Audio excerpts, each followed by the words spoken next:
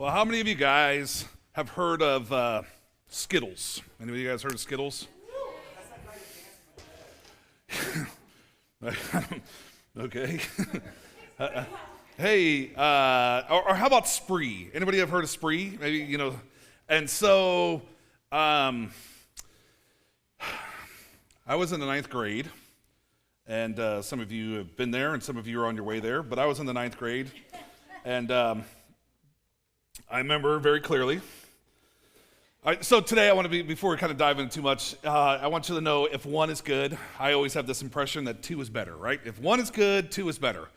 And then I started eating this candy called Skittles, and I'm a person that I'm not really quite sure when to say when it comes to sweets, because I really love sweets. I'm a sugar junkie. And so I finished off one of those little bags, like, the little one, not a king size, it was a little bag. Well, it wasn't fun, but it was and then I opened up another one, and I started eating that one, and I finished that one off as well. And then I opened up a roll of Spree, right? Anybody ever, the rolls, however long? And I ate that, and I devoured that as well. And then I decided that I was going to open another roll of those. And so obviously I'm either so this is the reason why you get this big, by the way, is because you eat 4 things of candy where you're only supposed to eat 1. But so as I ate them, I decided that I wanted to wash it all down with a Jolt Cola. And so a couple days ago, my wife and I were walking through the dollar store getting some candy for movie night, and we walked in, and she goes, "Hey, look, there's Jolt Cola." And I go, "Oh my God." Oh, it was RC Cola. But a flashback came to me just from that, and I go, "Oh no, I don't ever want to think of Jolt Cola or RC Cola or any of those. I can't believe I ever drink a Coca-Cola again after this, because I will tell you what, them Sprees and Skittles turned into spew and Skittles, and it was not tasting the rainbow the second time around, right? It was violent, and here's the bad part.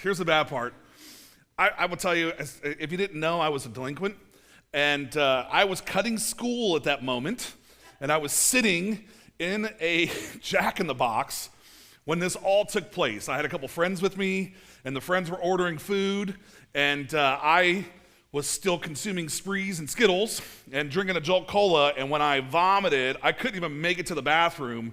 I vomited all over the table, right? That was in front of me. I know. The visual that's probably going through all of your minds right now, it's probably terrible, right? It's terrible. But it taught me something. It really was it was a thing. One, it taught me how to run very fast from Jack in the Box, because I was embarrassed and I took off running. The other thing was it taught me that one was probably enough. And see, the thing is that there's so many of us that we get to this mindset that if somebody gives us $1 or $100, well, $200 would be better. Or if I have 1 kid, 3 of them would be better. If I have this, and see the mindset that we have, and most of us have this mindset that we would be happier with more money, more clothes, more toys, more stuff. And I'm here to tell you that sometimes it does not work out that way. It does not, and I'm not saying that having more kids is a bad thing, and I'm not saying having more money is a bad thing, but when that is our constant pursuit, it becomes a distraction from what God has really called us to be after. See, in the garden, when you go back and if you look at Genesis 1 and 2, Adam and Eve are here, and Satan tells them a lie. Satan gives them this lie, and he causes them to question God, and he goes, more is better. More knowledge is better. More of this is better. More is better. And see, we have gotten to this point where we go, what I don't have is what I need. That's where our mindset is. What I don't have is what I need. And see, too often, and I want to let you know that just because we're talking, today's title is less is more. So I'm going to make it very simplistic for you today. It's going to be one verse. So one verse, and as you kind of look through this, and so it'd be really easy for you to write down. It'd be really easy for you to follow along with. It's going to be on the screens. But this less is more, because too often we're going, I have to have more of this. I would just be happy if I had more. I would just be happy with this. See, better is one handful with tranquility than two handfuls with toil and chasing after the wind. Ecclesiastes 4:6. So just look back at this again. Better is one handful with tranquility, one with peace, one where you're not consistently fighting after things, one being content, one then this two handfuls continually trying to get more and more and more and more. See, that's the problem, is that a lot of us go, I need more. I need more of these things, and that's not what God has ordained for you. He hasn't. And I say that he ordained this for you because he has not called this to you. He did not say that you should show up and you should go to church and you should start worshiping, you should start doing these things, but as soon as you leave, you should walk out and go back on to that continual paper chase. God did not say that your job is now to go out and just continue to pursue money. He didn't say your job is now to continue to go out and pursue artificial happiness. He didn't say it was to go out and to continue to pursue after this acquisition of goods. That is not the steps that he ordained for you. Those are not the spiritual habits that he ordained for you. See, this is what it is. We're talking about spiritual disciplines, and it's not, and I don't want you to think, is that, because often we are greedy people. Often we're greedy. And I don't think that, and I don't even know where it comes from. Like as a child, I don't think that some of you as a child, you remember that when you had stuff, and maybe in my household it was a little different because we didn't have a lot, and so I was always like, it's mine. I got to keep this for me. Or like I would always take, and this is my ball, this is my building blocks, these are my Lincoln logs, this is my stuff. And I wouldn't share. And it's like I was afraid of somebody taking it from me, and I was afraid of not ever having enough. And that was just with me as a little kid. And I think it's just because I saw so many kids around me that had so much more stuff than I did, and it made me jealous. Maybe it was just rooted out of jealousy for me. It could be different for all of you, but for me, it made it to where I don't have this. And so what I ended up doing was with my children, if you guys know my kids at all, my kids have everything and more. Everything and more. Oh, you want a PlayStation? Sure. Oh, you need an Xbox? Sure. You want a Switch, and you need a Switch too? Sure. No, I know that you can't play all four of them at the same time, but we'll give you them. Like, oh, you want to do this? Sure, let's do it. Let's go do these things, and I'm not here to say, but it was because of my upbringing that they have it. I can only imagine what their kids are going to have. Like, it could be terrible. Like, one car? Well, how about two? Here you go. Like, it just could be one of those things where they're just going to have this, like, I didn't have this while growing up, and they're going to give them, or they could be completely opposite of me and go, I had everything, and so my kids must have nothing because I was spoiled rotten. I have no idea how it's going to turn out, but why is it better with one? Why is it better? Because I want you to know something, is that there's so many times that you want to help somebody, but you can't because you're trying to pursue two. There's so many times that you want to be able to give, but you can't because you're pursuing two. There's so many times that you want to encourage, somebody else to do something, but you can't because you're so caught up in the paper chase that you don't even have the time to do it. There's so many times you want to take that trip, but you can't take the trip because you've been too much pursuing after the things here, the acquisitions of goods here, the car payment that's here, the house payment that's out of control. All of those things that are here that's made it to where you can't live the life that you actually want to live because you're pursuing two rather than just pursuing one. We've gotten greedy. We've gotten greedy. So less is more. Less is, and I want to share with you a little bit. So years ago, Melissa and I, before we got into ministry, I would tell you, we made much more money than we make now in ministry. Like it was, like it's night and day difference. Night and day difference. And And here's the thing. At that time, we were broke. We were broke. We couldn't vacation. We couldn't go anywhere without going more into debt. We were always chasing, like we were just chasing our tails to stay afloat. Like I hated, I was always really leery about crossing the bridge. I had fast track. I was like, they're gonna hit my account today. I know it. I'm gonna hit the threshold and it's gonna hit me for $250. That's how broke we were. We couldn't afford bridge fare. And back then it was only like $3. I mean, it wasn't like that much money. And it was like, I'm just like, how do we get to this?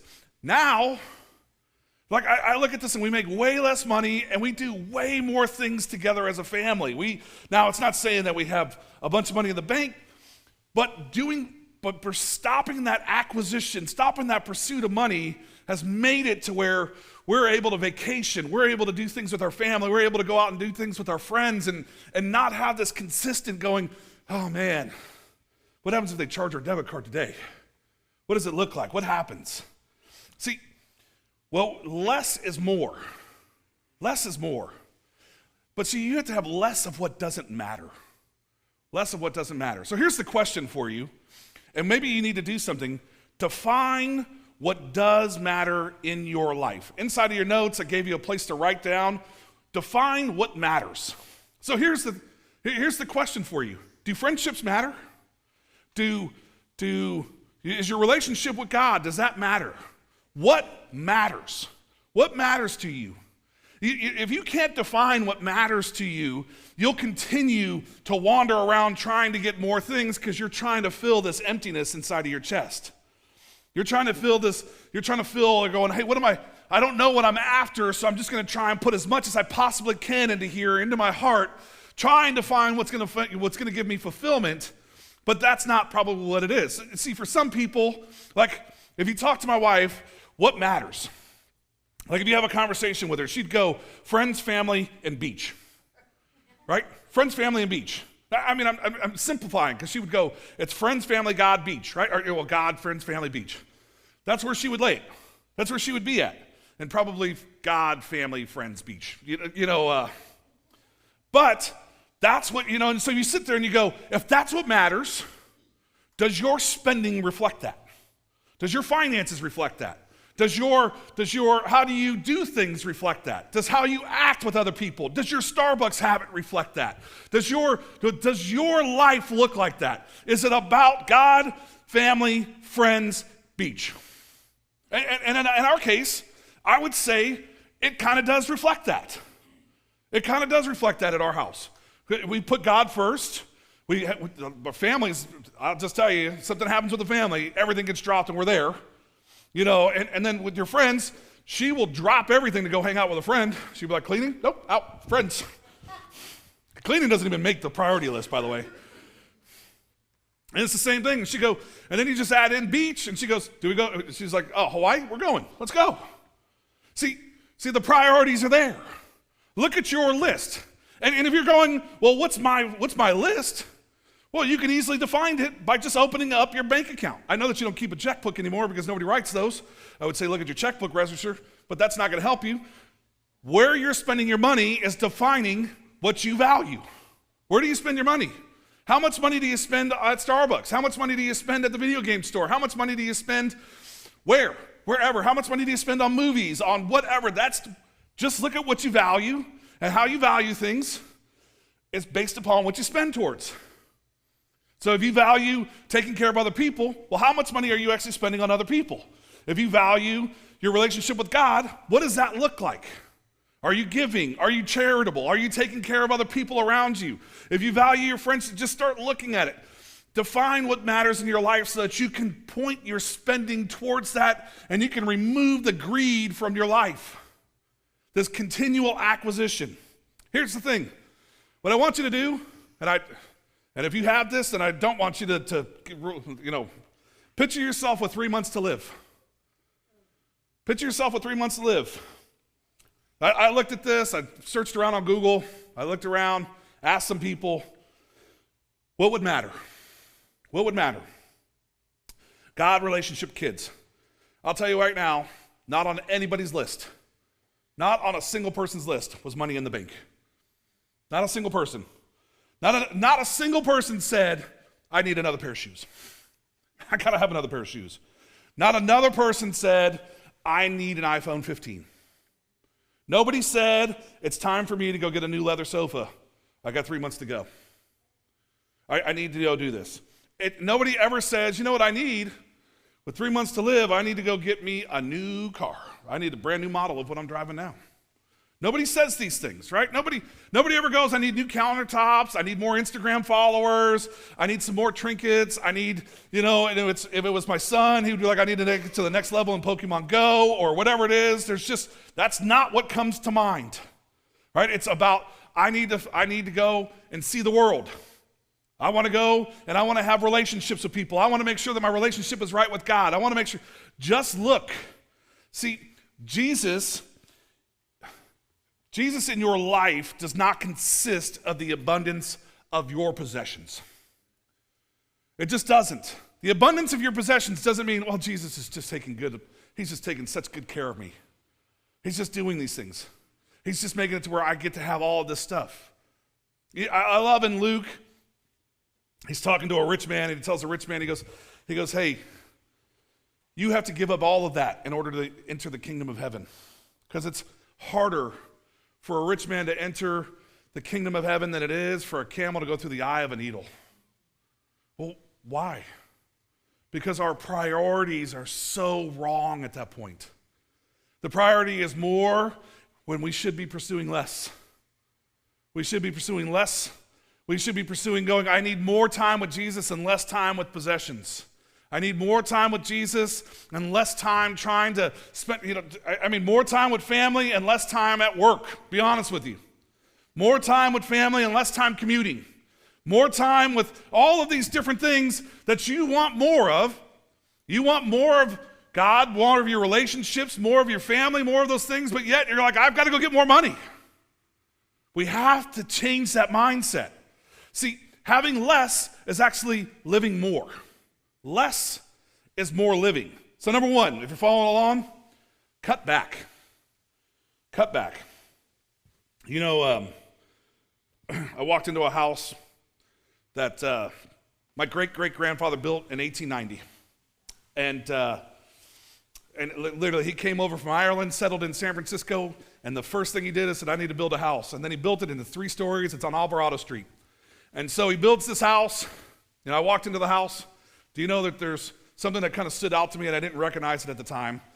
There is not a single closet in the house. Not a single closet. Every room is a bedroom. Like you walk into it, it's got, and the room that I thought was a closet was the room my mom had. I walked in and I go, this is a closet. And she goes, this is my bedroom that I shared with my sister until I was 17. I said, oh, never mind.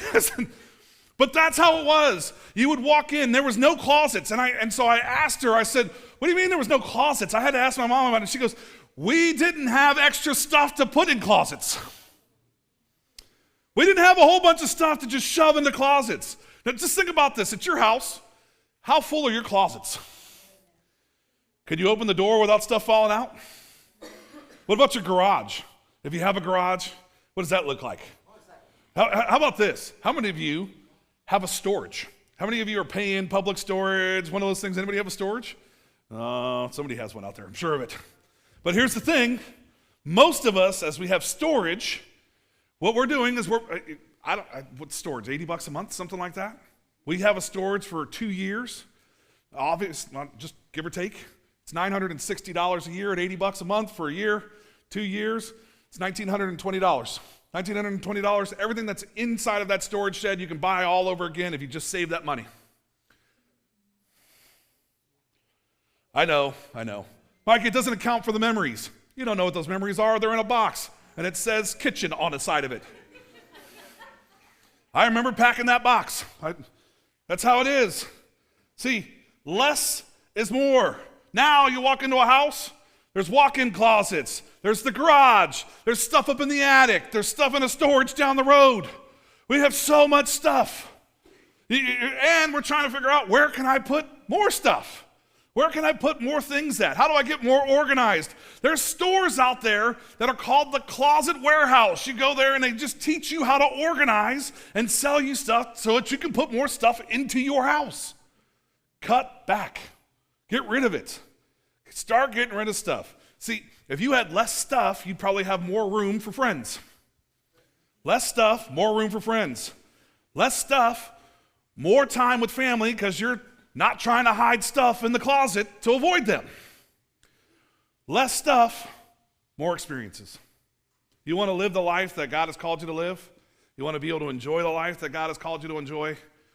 Get rid of stuff. Start getting rid of it. Clear it out. That's the next one. Clear out stuff. Get rid of it. So here's the thing. Clear it out as your life depends upon it. Because it kind of does. See, at your house, you might even have a few books talking about minimalism, talking about essentialism. You might even have one on organizing. Read it and start using it. Clear it out. Get rid of it. Do you know your soul would be so much better if you didn't have so much stuff? You would just be like, man, it's... And I want to be clear with you. I'm probably a victim of this as well. If you walk into my office right now, there is a lot of stuff. And as I started clearing it out yesterday, I was going through and cleaning my office up. I started to feel better. I was like, I can actually work in this room. I started removing things off my desk. I could actually see like my desk mat. I could actually see where my cup holder is. I could see all those things. I said, why have I been putting this off? Because I had so much stuff and I didn't want to get rid of it. I was like, I'll use that one day. One day I'll use it.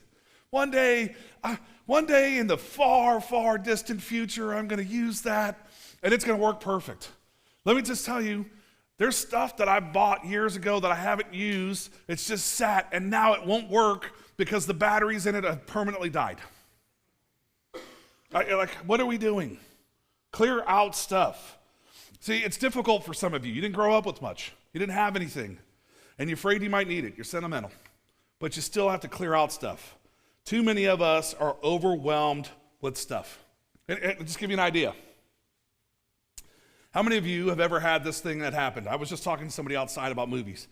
Remember back before COVID? We got to go pre-COVID. Remember back before COVID? The conversation would be, what movie do you want to go see? And it'd be like, I don't know. And really, we should just be clear. We should be clear. It's the guy who always goes, I don't know what movie I want to go see, because the woman of the relationship always knows that she wants to go see the rom-com or she wants to go see the romantic one.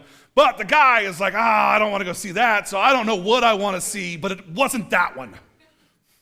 But there was a conversation. There'd be so many movies out at the time. There'd be like, this movie, the next movie, the movie after that, the next movie. You'd be like, I don't know which one I want to go see. And there was a period when there was a lot of good movies out at the time. You'd be like, I want to see all of them.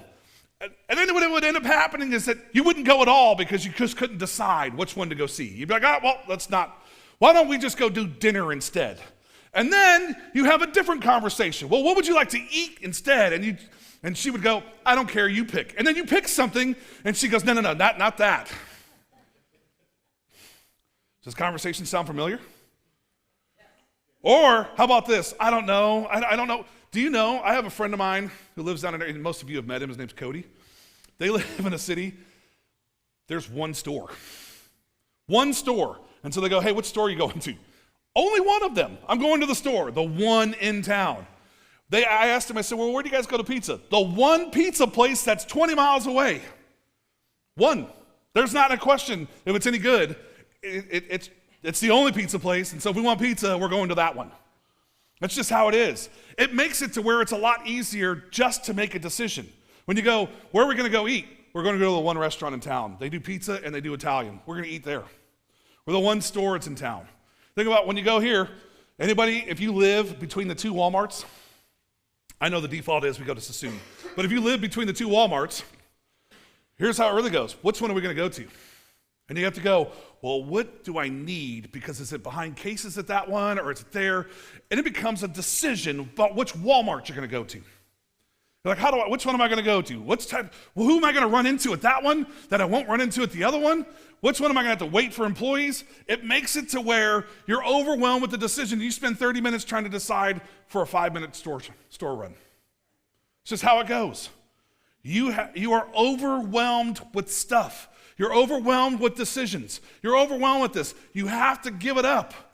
You have to start giving up these things. Just go, that's the store I go to. This is the pizza place we go to. This is what we do. Just make some decisions and have it beforehand. Just go, this is what we're going to do. How about this?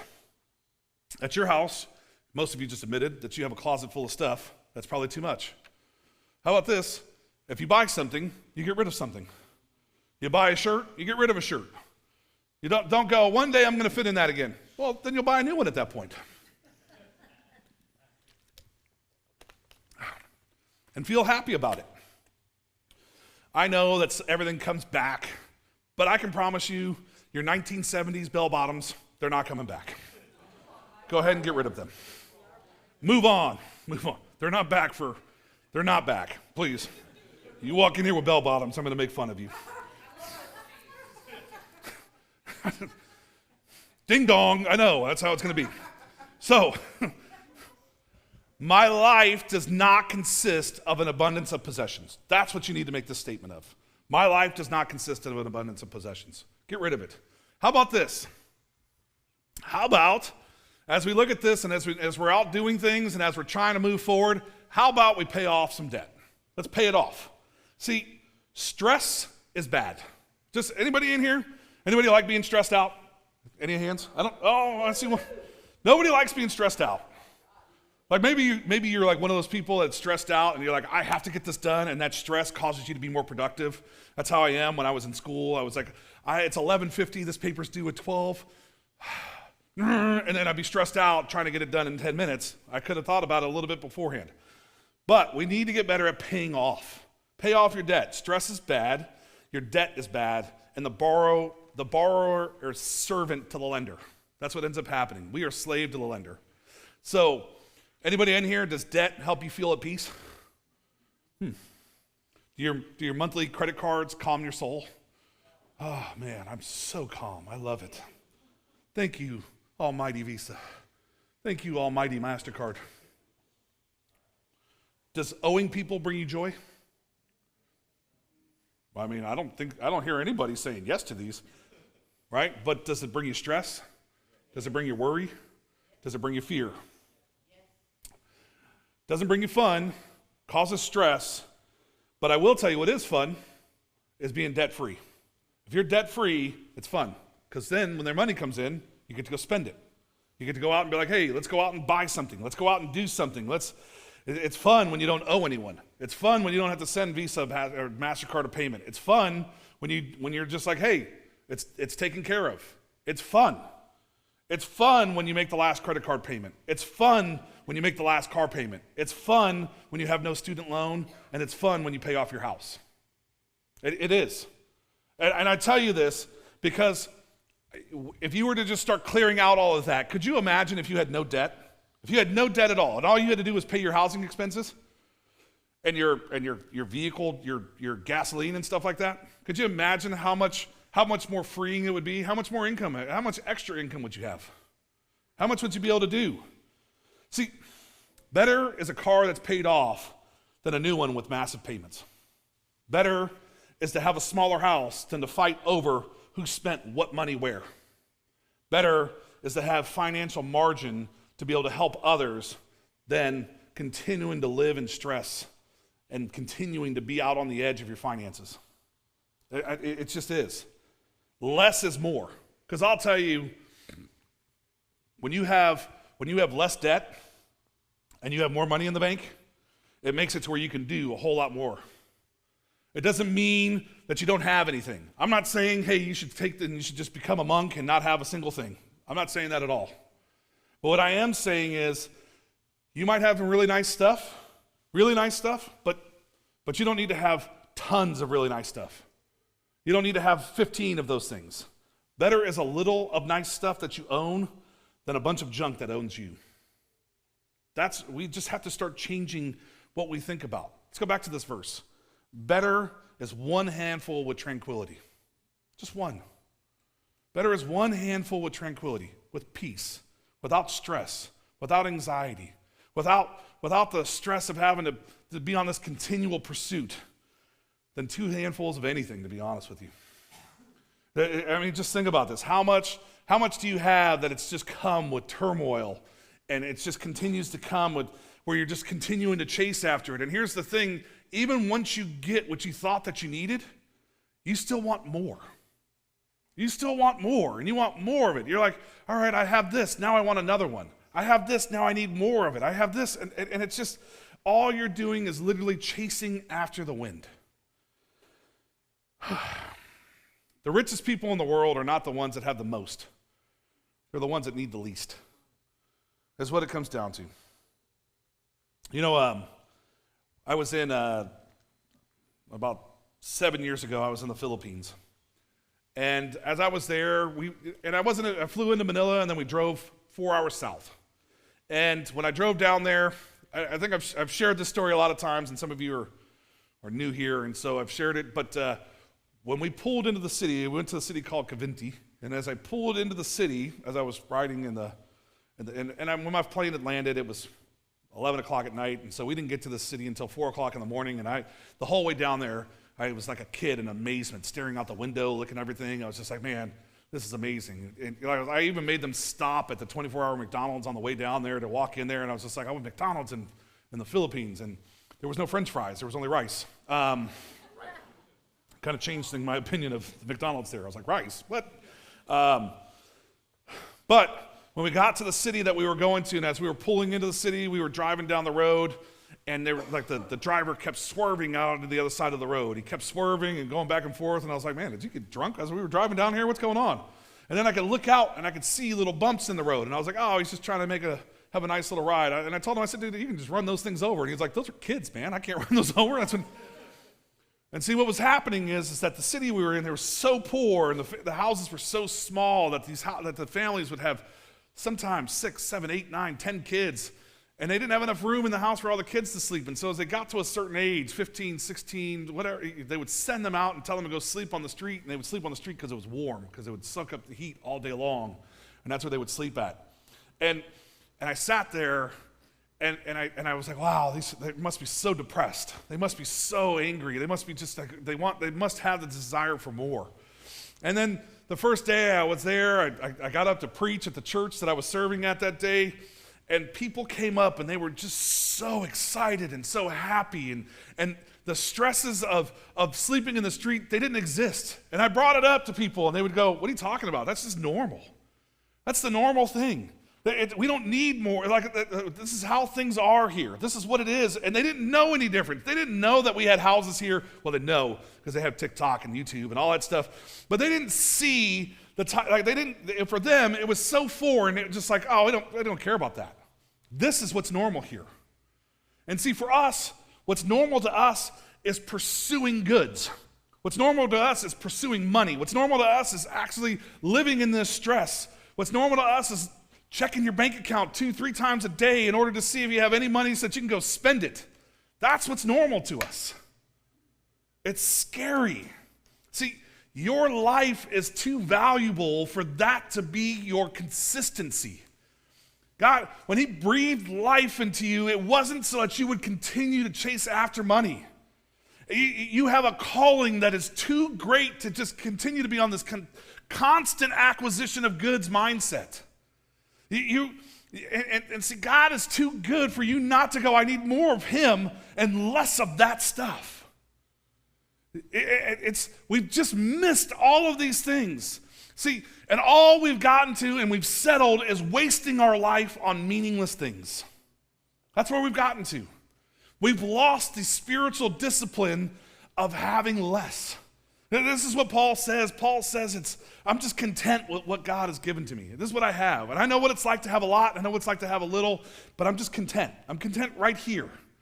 And at the point when he wrote that, he was in prison. He goes, I'm content right here. Better is one handful and children that you love and love you. Better is one handful with intimate friends. Better is one handful and vacation memories. Better is one handful and a good marriage. Better is one handful and the ability to be able to make a difference in somebody's life.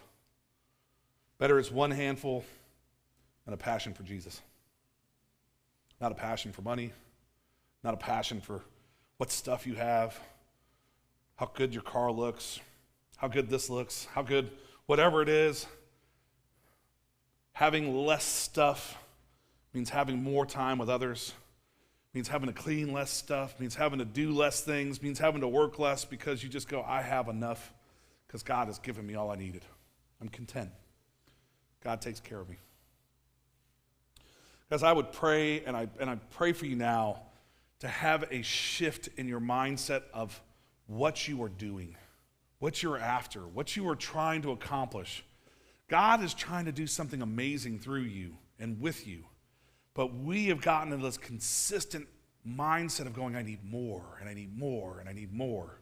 And God's just going, I want you to want more of me. I want you to want more of who I am and what I've done, and I want you to worship with me. You know, today, as we're getting ready to close out, it's hard. We come in here, and we come in with all the things that have been pent up over the week. We come in with all the burdens. We come in with all the stresses. We come in with all of the things. And here's the thing is that we don't actually allow ourselves to be free from it here. We don't allow ourselves to come in and to be able to cast all that away. We're like, I loved when I was working full time at a regular job. I would say I work double time now, but when I was working full time at a regular job, I used to love when my kids were small. I'd come home, and what they would do is they would come running up to me, arms held up, "Daddy, Daddy, Daddy." And they would come running, and see, here's the thing. I would pick them up, I would embrace them, and I would hug them, and it was like they hadn't seen me in years, and I had just saw them 8 hours prior. See, they all of a sudden had the weight of the world casted off, and they were picked up, and they were in their Father's embrace. See, when we walk in here, we don't walk in with that mindset of going, "Daddy, Daddy, Daddy." We don't walk in here going, I'm running into my Father's arms. We come in here often weary, drained, angry sometimes, heavily laden. We got this burden that we just seem to be carrying all the time, the stresses of whatever is happening out there, and we don't ever just come in for God's embrace. We don't ever just come in to go, I'm here. And I will tell you is that you will never worship. You will never embrace God. You will never have the life that God has called you for if you don't start casting those things off and start crying to your Father who's in heaven. We need to start casting all of that off. And when we come in here, this is a sacred place for us. Yeah, I get it. We're meeting in a school gym, but this is a sacred place. And where it says in Scripture, where two or more are gathered, then the Spirit of the Lord is there. Well, I'd say that we're gathered. And I'd say we're here together. And that means that the Spirit of the Lord is here. And so that means that we need to cast off all those burdens, cast off all those stresses, cast off all of those things, and come in for our Father's embrace. When we come in for worship, when we come in for these things, we just need to start going, I need to get rid of those things, and I need to focus on Him. Some of us are sitting in here now worried, going, where are we going to go to lunch at? What are we going to do after this? You want to go do that? You want to go do this? Instead of going, I'm here to embrace His presence right now, because we know that it's here because there's two or more gathered. I want to embrace Him. I want to embrace that time with Him. I want to worship Him. I want to this, because here's what's going to happen. You're going to go almost a whole another 7 days without doing it again. And you're going to come in with the same weariness, the same burden, the same stresses, all of those things. You're going to come back with that next week, and you're going to go, why don't I feel any change? Why don't I feel any of this? Mike, I used to get the goosebumps when I was coming in here, because you came in with a different heart. You came in with a different mindset. You came in with those things. And so what I would ask you to do is cast away those wants, those desires that are out there that are not from God, and have that desire of going, I want more of Him. I want to worship more of Him. I want to have this more time with Him. I want to have less stress. I want to have less anxiety. I want to be able to have lower blood pressure, all of those things. And it happens as you have this fundamental shift of going, I want less of what doesn't matter and more of what does. So as we end in worship, I'd ask you to do that. Just go, I want more of my Father. I want more of my Father in heaven. I want more of what He's called me for. I want less anxiety, less stress, and more of Him. Cry out. Reach for him so that he can wrap you up in his embrace. Father, thank you. Thank you for today. Thank you for the call to be content with what you've already provided for us. The call to have less. The call to be able to do more with our family, to do more with our friends, to do more with you, to vacation more, to do all of those things, but to have less of what doesn't matter. Less of the possessions that don't matter, less of the debt that has burdened us, less of the anxiety of trying to pay bills that we can't afford, less of trying to clean a house that's too big, less of all of these things that just don't matter, and more of you. Father, help us to walk out of here feeling relieved. Relieved that we have a new plan, that we've defined what we value, and we've defined that our relationships matter more than the stuff that we have. We'll define that our relationship with you matters, our relationship with our family, that enjoying the company of one another on vacation matters more than whatever we're buying, or the shoes, or the things that have just occupied us and taken our finances away from pursuing more of you, more of our friends, family. Father, help us cast that away and help us to just be content with what you have in store for us. To love, to embrace, to encourage, to be there to help when somebody's falling, to offer a hand up, to offer words of affirmation, to offer love. Father, thank you. Thank you for today, and thank you for making this one of these messages that could change